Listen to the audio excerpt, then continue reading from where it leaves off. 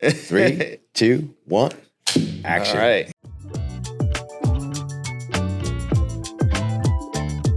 Happy 2025, everybody. I'm Brian Castro, your host of Inside Real Estate. So this is our first podcast of 2025. And originally, I wanted to start this podcast to kind of, talk to people in the industry to kind of bring some value for potentially people who are not in the industry and want to get a little behind the scenes, and then also for people in the industry and how they can better themselves, grow their business, things like that. But this year, we're going to do more of that, but I want to focus more on bringing in a different variety of guests. And you're going to see with the gentleman we have on today that this isn't so much real estate 100% focused. This is a more about you focused and how you can get yourself in gear to work on that life that you've always wanted to build. And then additionally, this year, we're going to be bringing in some people talking about fitness, finances, all that type of thing, because they all, they're all things that people can take in their personal lives, but also things that people can take, if you're in the real estate industry, take into your business. So with that said, I thought our guest today was awesome to have on for the first one because he's all about making people better. So with that said, Ed Fordyce, everybody. Thanks for coming on, Ed. It's great to be here, Brian. Thanks for asking me. Yeah, absolutely. We were actually talked briefly at one of the VRA events about having you on, and it just kind of this one kind of came up serendipitously. Isn't it amazing how it works? Yeah. So let's talk a little bit about, I don't want to label you incorrectly. So how would you, what is it you do exactly? Yeah, so that's a really good question. A couple of things, like number one, my thing is everything real estate. So everything from coaching, recruiting, mortgage, title, you name it, I'm involved in it. My art is coaching, training, and speaking. Okay. I just left a big team in Conshohocken, and I did a 2-hour training on mind shifting with them and setting the right intentions, so my go-to is everything real estate, but in my heart, I'm really a transformational coach, speaker, trainer. Awesome. Yeah. So with that said, can you give us a little bit of background for people who don't know you? How'd you get into this? And, why does anything you say have any validity? And I don't mean that in a bad way, but who are you? I love it. So I would always start with my journey started as far as transformation with my own. Literally 22 years ago right now, I was knocking on death's door. I had, turned into a raging cocaine drug addict and alcoholic. And on the 21st of this month, I'll celebrate 20 years of clean and sober time. And it's the best thing that ever happened to me. The best thing was my addiction, believe it or not, because learning how to recover was a huge education. And so that really started my journey of why do we behave the way we do? 2004, got licensed, sold a whole bunch of real estate for a couple of years, and was sort of like, I got bored. Like this isn't my calling.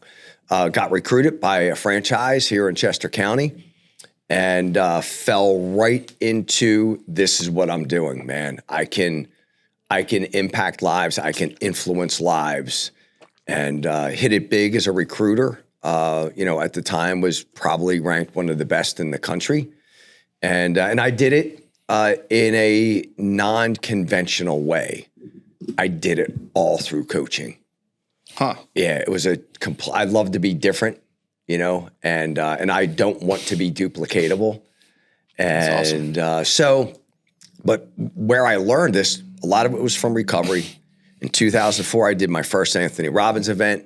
I ended up crewing with him for 10 years. I did a lot of stuff with John Maxwell, got certified as a coach and a speaker with John Maxwell. Yep. And I've read well over 1,000 books on leadership, psychology.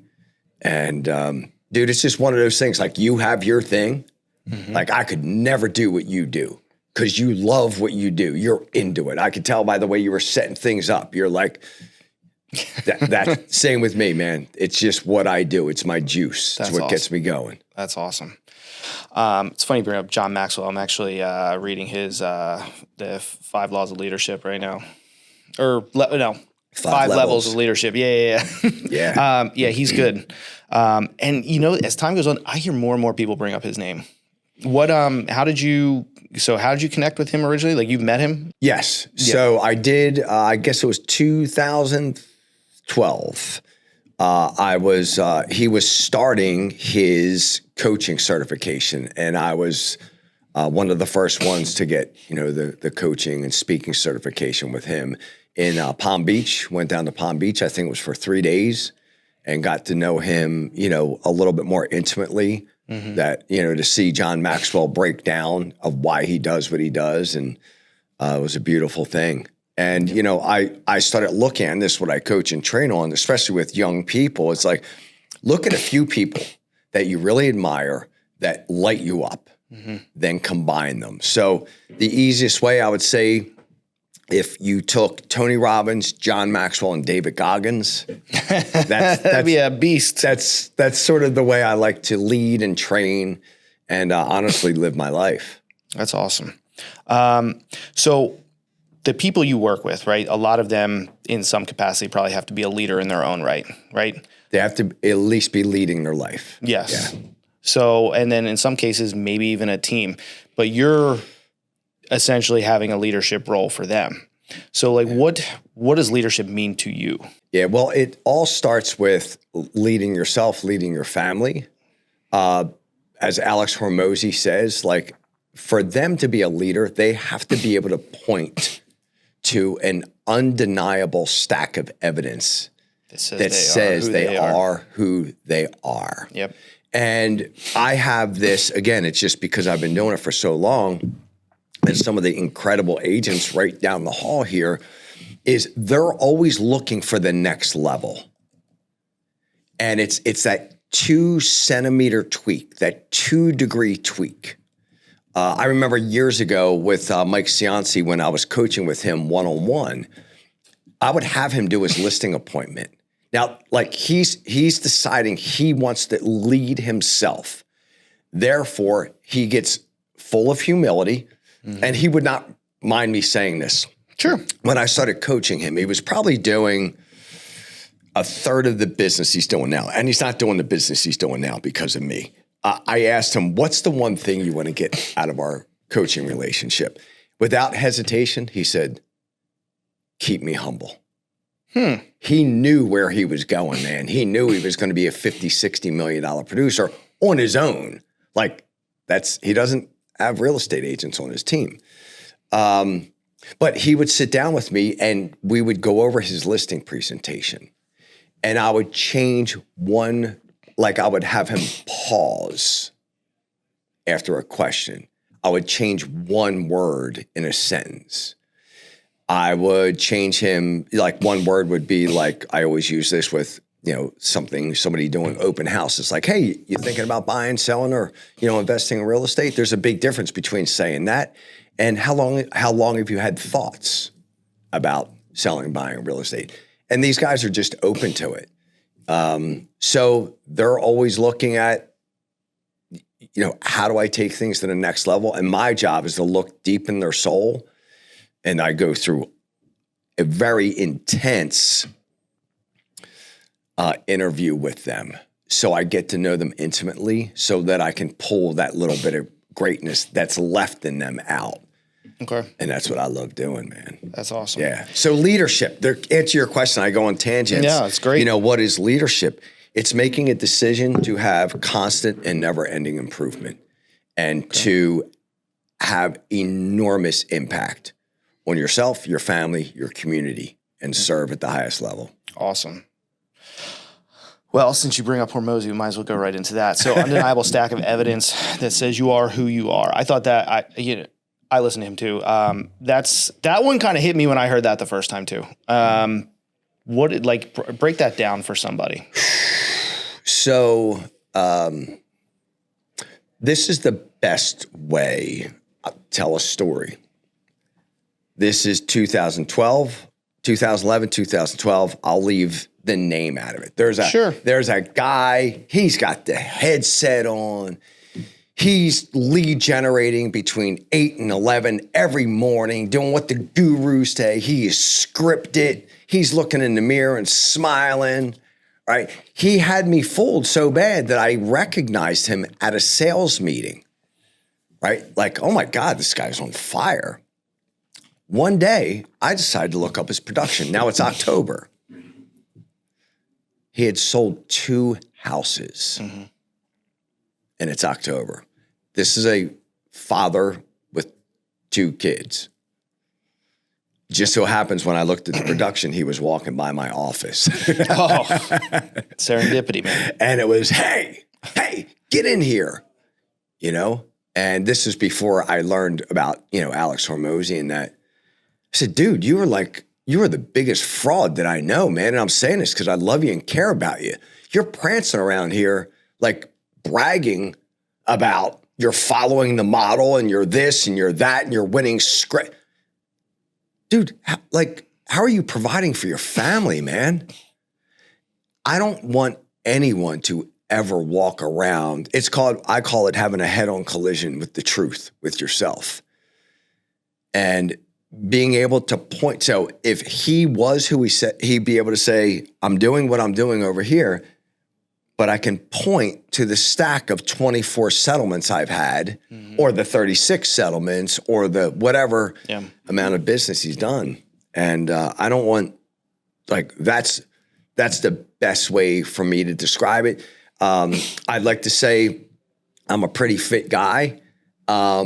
And what if you guys said, all right, dude, we'll knock out 100 push-ups. I'd be like, I just ate steaks at Westchester. So just full disclaimer, I do eat cheesesteaks.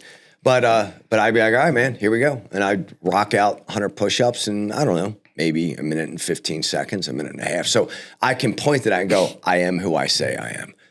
As far as the real estate stuff, I could say, here are the statistics right now, end of year to date. Yeah.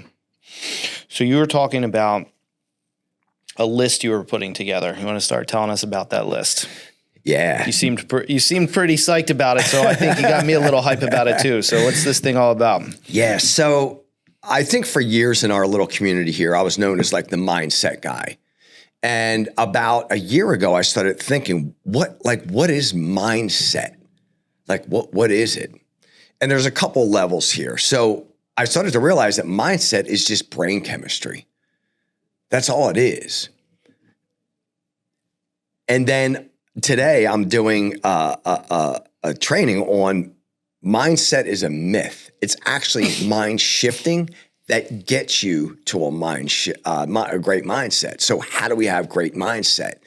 And I started writing down some things, and I said, you know what? I'm just going to make these rules of how to create a mind shift to have a great mindset.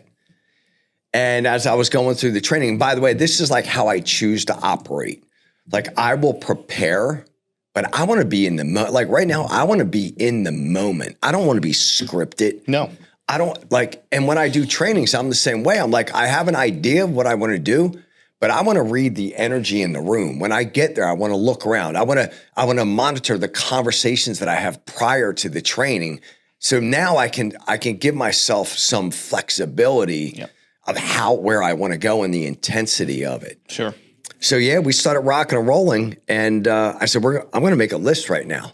Mm-hmm. And it started with the first rule for a mind shift is the only meaning something has is the meaning you decide to give to it, or the meaning we decide to give to it. That's interesting. So I think when you talk about meaning, I think people in a lot of cases think it's maybe black and white, but you're saying that it's in theory fluid. Yeah. Best example, great book. Every high school should have their students read it once a year. Man's Search for Meaning by Viktor Frankl. And this is actually where this saying comes from.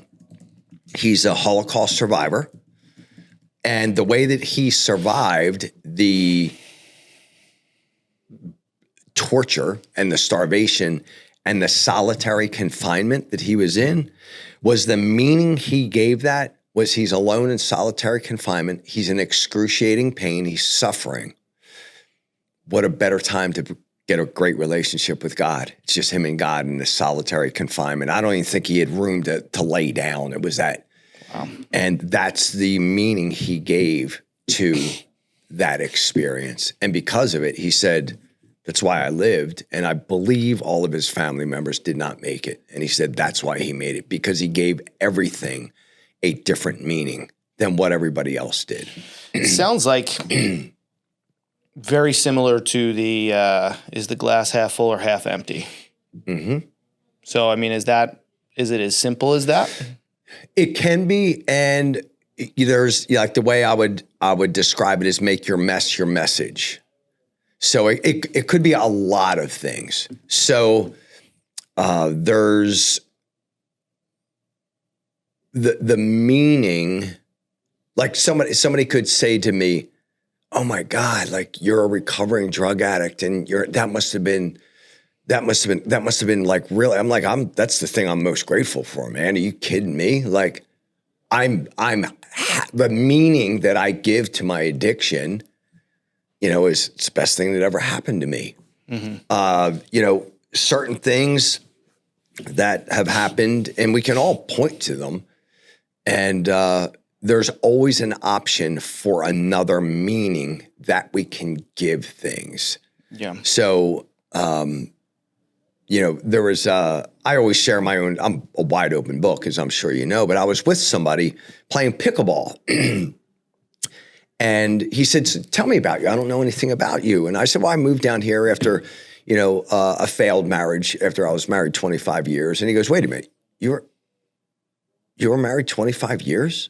And I said, yeah. And he goes, dude, I don't think that's a failed marriage. I think that's a pretty successful marriage. I picked up the phone, called my ex-wife, right? And I was like, Maria, how about this, right? Mm-hmm. And she was like, oh my God, I love that. I'm like, that's another way of, the only meaning something has is the meaning we decide to give to it. Okay. Very good. What about, so when I start my day, are there any questions I should be asking myself? Yeah, baby, you're nailing it now. So the quality of our lives and businesses are in direct proportion to the questions we ask ourselves. I'll say that again. The quality of our lives and businesses are in direct proportion to the questions we ask ourselves. Okay. So these are I call them priming questions. Question number one, how do I want to feel today? Now, the way to do this is to ask it out loud and answer it out loud. We want all 100 trillion cells eavesdropping on our own voice. So how do I want to feel today? I want to feel alive. I want to feel vibrant. I want to feel like a leader. Have some fun with it. I want to feel sexy. Like, say whatever you want to say, but say it out loud. That's question number one. How do I want to feel today? Question number two, who do I want to be or become today?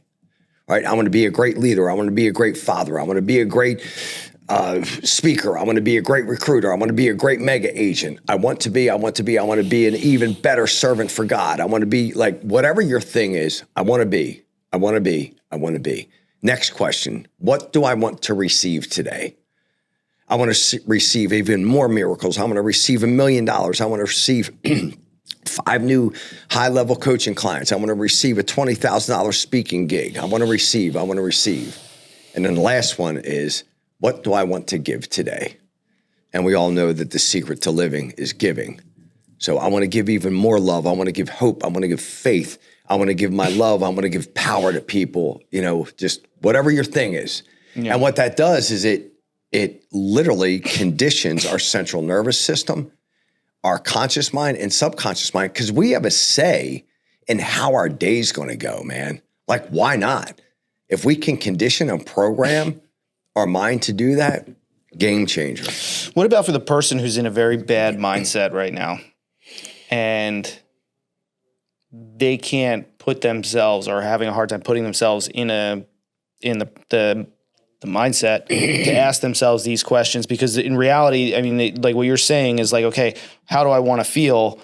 You're saying they should be like, I want to feel this way, like in a positive aspect. But what if they're in a negative mindset? How do they get to the point where they can be positively effective with these questions? Yeah. So a couple things, and that's a great question. Number one, I've been there. Like, and most of us, if we're telling the truth, we've had some dark days. Everybody has them. So the first thing is maybe not do this right now. What I would have them do is write out what I call a compelling future. Okay. What is possible in their life? Okay. Don't worry about how to do it. Just what's possible in their life. Because when we write out what's possible, we shift everything. Then we start seeing, that's when the serotonin and oxytocin and dopamine start flowing. Then we don't feel as bad. Then it may be the time to then say, let's answer these questions out loud. How do you want to feel today? Yeah. You know, I try to respect everybody's at a different level with different things. Now, is this like, you're working on this list now, so is this something that when, you know, all said, ready to rock and roll, is this something that everybody can follow in a sequence, or for different people, is it going to be something that's different sequence per the person? Yeah, good. I think everyone can follow these rules. However, and this is, you know, we were talking about some health stuff the other day. Yeah. If someone doesn't have a healthy diet, if they're drinking a 6-pack a day, if they're eating 190 grams of sugar a day, it's going to be really hard for them to have a mind shift, to have a great mindset. Okay. What is a compelling future? Define that. Well, I know it's going to be different for everybody, but like put it into perspective. A compelling future, if we go to the highest level, is your highest, what you're capable of, what is possible for you. I love that. But, you know, I hear there's a lot of the people we listen to, right? And I'm not talking like in our personal lives, the people that are out there that are leading the way in this space, all that type of thing that they talk about, reaching potential. I find, at least from what I see, there's not a lot of people that are out there like, let me reach my potential.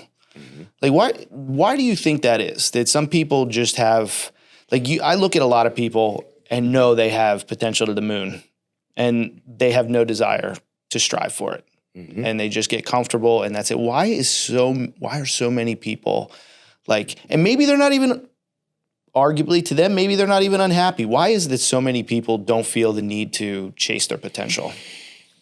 That's a good question. The first thing that comes to my mind is some of these people that I have met with over the years, they don't even realize that they're already pretty darn close to their highest potential. You think? You know, yeah, like some of them literally are like, you know, they may not be an entrepreneur, they may not be a business owner, but they were very strategic with their work, with their intimate relationships, with their finances. Yeah. And just because they're not a YouTube sensation. No. Right? I'm like, yeah, I think you're pretty close to your full potential. Now, they're full, and this is why I believe it's very personalized. And I would never tell someone that thinks that they're at their highest potential unless they're paying me to coach them to reach their highest potential. I would never tell somebody, oh, you're wrong. You're not at your highest potential. Yeah. I mean, I'm not saying like to get down on people negatively. It's just something for me that I see a lot. Like I know, like I work with a lot of realtors. I see a lot of them. They're like, man, you could be a superstar, and they just don't have the drive to go after it. And I see other, you know, some people. Is it a product of so much of what's out there in society right now that, you know, everybody's, you know, people are being told in a lot of ways to be selfish and to, you know, it's all about you as opposed to, you know, what, you know, JFK said, ask not what you can do for what your country can do for you, that's what you can do for your country type thing. Like if somebody's capable of having an impact, right? Like it goes back to that thing, you know, if you have the ability to do something, you have the responsibility to do something. Yeah. People don't think that way very often. Yeah, the first thing is like, and I've learned to protect my energy. So like, I'll just ask you a couple, like, Sure. what are the last 2 books you read and what are the last 2 podcasts you've listened to? Yeah. Just roughly.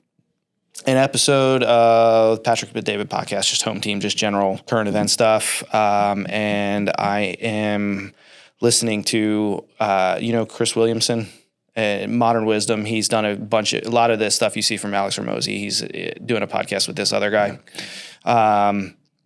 And Hormozi's just like Mr. Philosopher. Yeah. But so those 2, and then books I've read, 9-Figure Mindset and Start the Work, which is basically a book on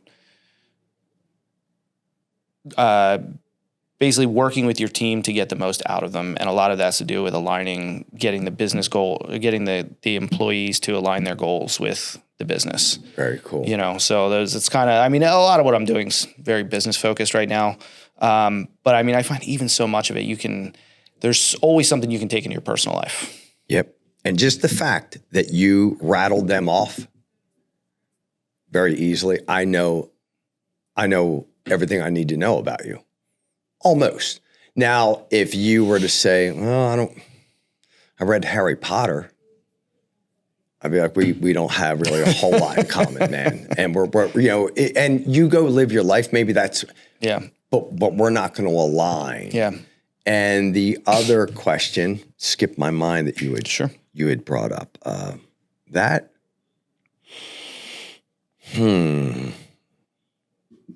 Dang. Forget what it was now. Oh, no problem. But yeah, I just think it's just something, I don't know, I find interesting because there's so many people. It's like finding people that want to be like, if you're one that wants to chase your potential, it's not easy to find people to surround yourself with. Yeah. So like if I were to try to help that person, I may, if they're in one of my trainings, do something called the Dickens process that Tony Robbins does. And it's like, take their life all the way out. Mm-hmm. And this is part of what we do with these creating a compelling future is Ed Milet talks about this. Like imagine meeting your highest self that reached their fullest potential, served, created an impact, made a boatload of money, changed their family tree and dynamics forever, being the one. And you meet that and it's going to look at you, say it's in heaven, right? For those that believe in heaven, it's going to look at you and say like, Brian, like, man, you did it, man. You created this incredible media company and like you did what you said you were going to do. And you had all of these people that made great livings and you co-created millionaires and, you were able to get the most famous people like in your studios and you fed the homeless. Like, dude, great job, man. You didn't leave anything on the field. That's what we hope for. The alternative to that would be like, Brian, dude, first of all, you were blessed with health, like in a great, living in a great area. And dude, you really fell short, man. Like you didn't really help anybody. You didn't really come on, man. Like that scares the living daylights out of me. Yep. So Agreed. I'm hoping that would compel someone. And it may not. This is the hardest thing we have to do. And I learned this in my years of recovery. Dude, acceptance. We can't change anyone that does not want to change. Yeah. It's just not going to happen. No, I agree with you. All right. So mindset's a myth. Yeah. Talk about it. Well, first of all, I'm rebellious. So whenever there's an industry going like, we have a great culture, I'm like, your culture probably sucks because like that's something from like the 90s, think of a new word. So mindset is a myth where if I were to ask someone, okay, what makes a great mindset? Like, what are they going to say? Right. So it's just one of those things that's like the guy that was lead generating with his headset on and had sold 2 houses the whole year. Right. It's just a myth. Right. I can look at you and say, you've got a great mindset. I can see, how you're built. I can see you take care of yourself. You're hydrating while we're doing this, right? You're like, trying. Right. You don't let things go. And that's, mindset, not everyone can have a great mindset if they're not doing some kind. I would ask that person, what do you do to keep the mindset? Yeah. What's your ritual? Now, if they say, hey, I do a gratitude list every morning, I pray, I meditate, I get to the gym, I make sure that I get enough electrolytes, enough protein in me, I get my blood work done. I'm gonna be like, whoa, all right, man, like you're on fire. Like you know that your operating system it's easy to create a great mindset when everything is firing together. Right. Right. But I don't like to. Yep. And it's really hard to have a great mindset if you're 50 pounds overweight again, yeah, eating cotton candy every day. And I've been there. It's exhausting. Yeah, I hear you. I like sweet stuff, but I've honestly it's just not on my to-do list right now. I try to stay away from it, but my diet is probably my worst, my worst thing. But okay, so if mindset's a myth, right? So then, but you were saying it's something that like is the result of a shift. Yeah. Right. So what is shifting your mind entail? It's daily rituals. First of all, it would be your the way you wake up in the morning. Doing the gratitude list, meditating, praying, knowing, mind shifting. We're all going to have bad moments, but someone that knows how to mind shift will never have a bad day again. Okay. Because they're going to, number one, first thing they'll do is change their physiology. Like there's a thing I used to do in my trainings where I'd have how many people were there. It didn't matter if it was 5 people or 500 people. And I'd have them smile really big, like big, stupid smile on their face. It makes a difference. Right? And I'd say, now keep the smile, keep the smile, keep the smile. Now get depressed. Yep. Get depressed. And everybody would start laughing. And I'd say that's like, it's not to make light of anyone that suffers from depression, but it's really hard when you change your physiology to be in a bad mindset. Yeah. So that's a shift. I would always say, get up, start moving, start breathing, do 10 push-ups, write a gratitude list. Like you can mind shift like that. Do you see that some people get stuck at that step and they get into the gratitude lists and the this and the that and all those type of things, but then they never get past it to take any action to utilizing the value that they're getting from all of that stuff? If they're really doing it, rarely do I see it. Okay. Now they may say they're doing it, but they're probably not doing it. Okay. Now this is not, it seems like everybody's depressed these days. You see a lot of it. And I'm saying not everybody, but there's a lot of people that are depressed. It's something that you hear a lot. Now there's the really like, hey, maybe I have a chemical imbalance, those type of things. That's not what I'm talking about. But everybody's like, oh, I'm depressed. How much, like, do you believe in that? Or is that a mind shift that needs to happen? And there's a guy, I don't know if you're familiar with him. He's pretty controversial. He's on online. His name's Andrew Tate. Yeah. Yeah. And he talks about depression. He says he doesn't believe it's real.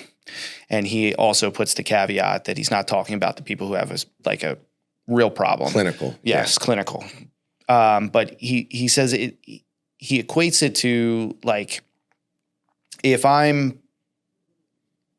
hear a noise in the middle of the night and, I'm like, oh, it's a ghost. I'm scared. I can't go to sleep. But if it's like but then the person who wakes up is like, oh, it's just the wind, goes back to bed and sleeps like a baby. Doing things when it's like, there's certain things we have to do doesn't care about our feelings. It's like sometimes you just have to do it. And sometimes pushing through things,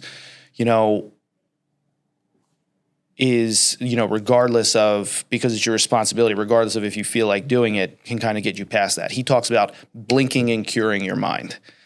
Sometimes it's just like, okay, this is a situation. It's like maybe the counting to 10 when you're pissed off, you know what I mean? Or those type of things. It's like, something triggered me.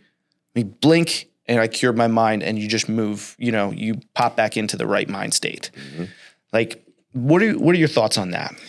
Yeah, I think it's a huge question, because I think it depends on a lot of someone's past. And what they experienced, the way their brain was programmed as a kid. So, number one, just a blanket statement, I don't agree with him. I think the mindset has to be around that is, instead of I have depression or I am depressed, those labels are brutal. The power of language is so powerful. And I know, personal stories, like going through rough times, like I'd made the decision, I'm having temporary bouts of depression. That's the way I started describing it. I just felt like there was a wet lead blanket on me. But I also knew that, all right, I have some tools here. What can I do? Number one, go help someone. Non-clinical depression, you want to feel better? Go help someone. It's the last thing you're going to feel like doing.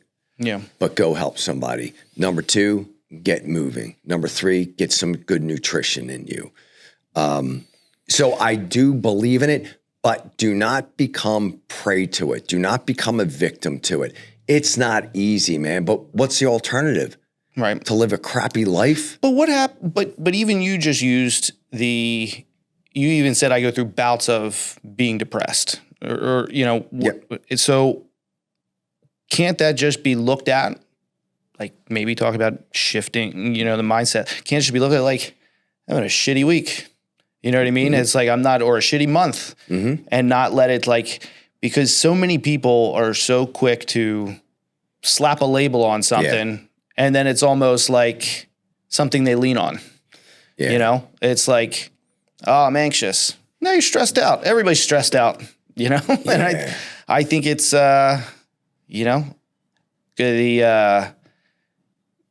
grant me the serenity to accept the things I cannot change. Courage, the courage to change the things I can. The wisdom to know the difference. Yep. And I think just having, it's all a gift, and that's if I can say this, that any of the challenges I had in my life, whether they were self-inflicted or they were real, whatever it is now the meaning that I give that time in my life.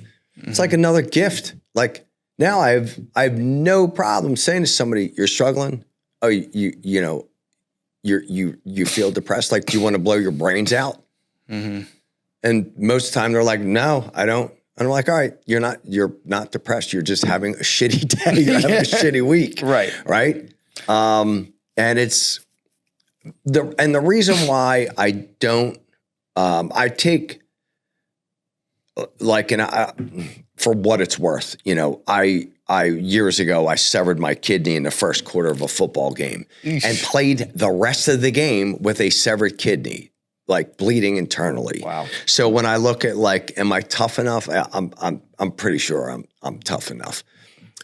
But I also know, especially when we talk about like veterans taking their lives, like, I never want to glance through this stuff. No. Yeah. And I get that. And that's not what I'm talking about. I'm just talking about the average person who really doesn't have issues, and they're just maybe unhappy with their current situation and needs to take some of the steps you're talking about to get out of it. Like, because sometimes there's no way out but through. No doubt. And I have no problem saying this, and it's because I care about people a lot and I love human beings. Yeah. They got to toughen the F up, man. And that's not a macho. That's, come on. Right now I'm working with a single mother, 6 kids. Wow. Right? That's crazy. Dude, this woman is a animal in life and business. I think she had 4 settlements in the last like 12 days. Sometimes she's got a 9-month-old on her hip and a 7-year-old on her hand closing deals. Damn. Some of them are animals. I think sometimes women make us men look soft. Most of the time they do, dude, right? Yeah. So like when we can look at that, and this is where a tribe comes in. Like this is where a tribe comes in, where I call them our corner men. You know, I've got a lot of men I can count on that if I get punched, life knocks me back. They're going to pick me up. They're going to give me some water. And they're going to go, dude, it's round 2. Let's go. Ding, it's a ding, whole ding. new round. Let's go. Yep. Just a funny, or at least I thought it was kind of funny anecdote. There's a Nottingham College in the UK is saying that that Gen Z has phonephobia, like phone call phobia, and they're offering classes on how to combat a fear of being on the phone. And this one guy, it was actually on the PBD podcast, he was saying that they have, he's like, remember back in the day when you wanted to call a girl, there was no cell phones. You had to call the house line, and it's like most of the time it wasn't Lisa picking up, it was Lisa's dad. Like, who are you? Are you like, you want to get some anxiety? Go do that, right? Yeah, I'm getting nervous right now, dude. Yeah, but that's pathetic. Yeah. And I honestly believe that for their own sake, somebody's got to tell them that behavior is pathetic. Yeah, like. Let's find a way to work through that. Yeah. That's really bad, man. Yeah. That's bad. That cannot be the thing stopping you in your tracks. All right, let's shift on a little bit. So I totally buy into what people say the difference between these two is. One's the key and one's kind of just like a fleeting thing. So what's your take on motivation versus discipline? I think you need both. And my second thought is it depends what kind of brain you have. Okay. You know, I would say that discipline is going to end up getting the result, but the motivation will like one feeds off of the other. Yeah. So the motivation is going to get you started. The discipline is going to give you the confidence and the courage to continue on. Okay. Yeah, that would be my answer to that. So like motivation, like you see a lot of people, let's talk about real estate agents, for example. A lot of them pay to go to these big, conventions and things like that, and then they come home and do nothing with it. Yeah. Like that they went there for motivation. Maybe they got it for a second. By the time the plane landed back home, they don't have it anymore. They do nothing with it.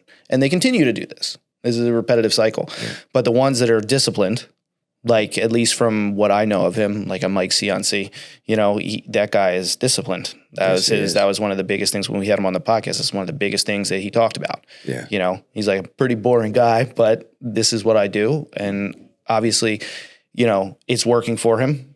And you know him also. And he is one of the agents that when we work with other agents, that the other agents we work with will point to him and say, and talk about the success he's having. But you don't ever see, they want to look like him, but not a lot of people want to do the things that he's doing to yield the result. Mm-hmm. So both are great, but also can't discipline yield the motivation too? Like you do some discipline, you're disciplined, you make progress, and then that progress can also motivate to keep going and be more disciplined and keep it going. So motivation, like if we look at that as motivation could be a fake high that releases dopamine. Yep. This is my year. Yep. Right. I'm pumped. That's it. Last 2 weeks at the local gym. Yeah, nothing. And my response to that is it's not going to be your year. Yeah. Like, what are you going to change? Yeah. Like, where are you going? What's happening? However, if you were to say to me, this is my year, I'm going to change. and this is why. Like, Yes. a purpose-driven person, that's where they get if their motivation is purpose-driven and they put discipline on that, dude, game over, man. So the cliche, what is your why? That is the thing that's going to make the motivation effective. If you dig deep enough, and I'll even say your why is bullshit, because a lot of, I'll hear a lot of people say, oh, my kids are my why. And I'm like, no, that's a legal and moral obligation. Like, you got to go deeper with me than that. So like, what's going to be written about you in the history books? So, like one of my motivations is, I don't know why, but a few years ago, God put human trafficking and child sex trafficking in front of me. And I want to free 50 kids a year from that, get them freed and rehab them. And it's about 10 grand a kid. So that's one of my, like, I won't let those kids down. And you know what? If there's years that it's only 3 kids, I'm proud of that, man. That wakes me up. That gets me going, man. I will not. It's just one of my things. Like, how did that get in front of you? Number one, the first way it was introduced is, have you seen I'm Not Your Guru on Netflix, Tony Robbins? No. It's his Date with Destiny program that I attended, and I didn't know it was being filmed for a Netflix special. I think it's a great thing for anybody to watch. But a girl was, he interviewed a girl there and did an intervention with her. And it just happened to be, she was part of a village, I think in Venezuela somewhere, and part of them being children of God is they start having sex with the men in the village at age 6. And I was just shaken to my core. And then when I got home, back to PA, that was in Palm Beach, I heard about this woman. She's public about it, Jen Spry. She has a website. No one came looking for me because I never went missing. And these people are high level. They're high level criminals. Human trafficking is a $150 billion global industry. Talked to her, and I was just like, holy shit, this stuff is happening in our backyard. It is. Right. And then I got a call right before the shutdown. One of my real estate peeps here in East Goshen said, do you have time to talk today? I said, yeah. She said, I've been seeing what you've been putting online, and I just found out that my child has been trafficked for the last 7 years. You're talking about an East Goshen mom, It's crazy. For what it's worth, well-to-do. And I learned about Operation Underground Railroad as well as Tim Tebow's organization. And it's something that I believe this, Brian. I believe it's one of those things, and maybe this is why God gave it to me, is like that our brain cannot take that information. It's so dark that you can't take it in and go, this is actually happening. And it just grabbed me, man. And every time, like, I would be like, all right, I'm going to, something else would fall in front of me. Something else would fall in front of me. And it just wouldn't let you go. Yeah. Yeah. It's something needs to get fixed big time. Cause it's ridiculous. And there's no excuse for it, especially with all the resources that are available. Yeah. It's crazy. But, well, I wish you luck with achieving that. Yeah. It's already happening. And that's the cool thing. But that's, I would say, like, motivation. If it's just to, and you and I have been around long enough, you can almost look at somebody and go like, all right, what are you going to do with the information? Yeah. And speaking of that, if I were to instruct someone, this is what I've done in the years is I enjoy it. I love the rah-rah stuff. I love the pump up stuff. Sure. I write a bunch of notes. I write a bunch of to-do things, and then I pick 2 things. Yeah. And that's what I do. Yeah, that's what I focus in on. Yeah, no, I think that's the way to do it, and that's honestly what people tell you to do. Yeah. The ones that, like, even at these events, they will tell you, like, listen, we gave you a shitload of information. pick something. Yeah. And put it into action. Other thing you were talking to me about yesterday when we talked is that you said moving forward, you're going to be bringing a little more science-based approach to what you're doing. Can you talk about that? Yeah. So I'm sort of maneuvering out of like just simple one-on-one real estate agent coaching. There's a couple things that I'll stick with. I coach, a few teams in the area. I created this, what I think is a cool thing. It's called a fractional director of sales. So instead of them having to hire a, 6-figure plus director of sales, they hire me at a fraction. I come in and do the same kind of thing. But along with that is my one-on-one stuff now will be, if you're going to coach with me, you're going to go see a, why is the name skipping me? A doctor that does, I'll call them real blood tests, to find out what you're deficient in. Mm-hmm. Maybe even do the Gary Brecka gene mutation test, see if any genes are broken, just to make sure we're getting the right supplements in our body. Yeah. I call it the B5 method. Build your brain, build your body, build your business, build your brand, build your bonds. So those clients, if we start with bonds, I'm going to do everything I can in my heart and soul to make sure they're the best. And it'll be just because I work, I can be more intimate without it getting weird with men. Are they the best husband? How can they become better? How are they doing as a father? How can they be doing better? As far as building their brain and their body, are they overweight? What's their body missing? I'm going to make sure that I build within that year an absolute superhuman. Superhuman protocol. That's it. Yeah. Yeah. Did you ever get one of the IVs? You know what? I've yet to experience that. So I was at a Cardone event, and they were doing the IVs there. That was the first time I did it because they were just starting to get into 10X Health. And I went out the night before with a few of the people there and was slightly hungover. And I'll tell you what, within 30 minutes of getting the IV drip, I felt like $1 million. Wow. And it's like, so if you put none of the vitamins and stuff in there and you just did the IV drip, that one bag of saline is what they say is the equivalent of 2 gallons of water. And it's not just going in normally, it's like actually going into your tissue and stuff like that. So you're like super hydrated. And then they get like the B vitamins, all that.